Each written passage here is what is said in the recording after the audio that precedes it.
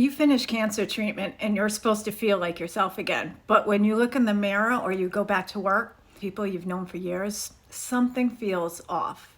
You're watching your own life from the outside, like the person you were before cancer just isn't there anymore. If that's where you are right now, you're not losing your mind. What you're feeling is really something that happens to almost every cancer survivor, and almost nobody talks about it. It's called an identity crisis, and it makes complete sense that you're feeling it. Hi, I'm Erin. I'm a licensed therapist and I'm a cancer survivor. And from both sides of that experience, I can tell you the identity shift after cancer is one of the most disorienting things a person can go through because it's invisible. Nobody around you can see it, but you feel it every single day. Before your diagnosis, you had an identity. Maybe it was tied to your job, your role in your family, your body, your plans for the future. You knew who you were.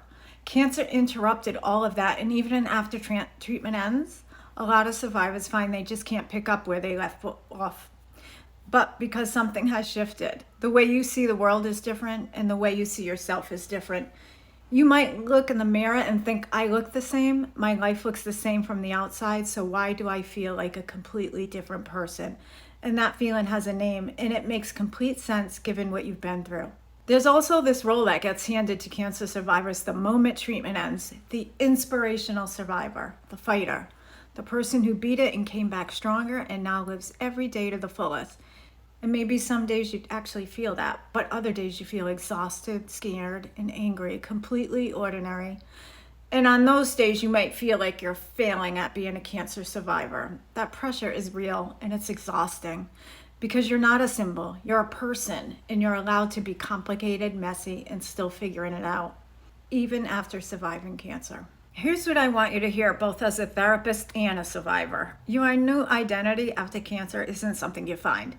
It's something you build slowly, intentionally, one decision at a time. What matters to you now that didn't before?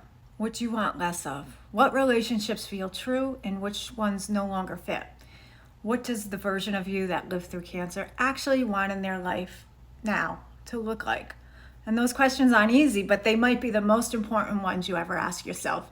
I put together a workbook that walks through exactly this, the questions and prompts I wish I had when I was going through it myself.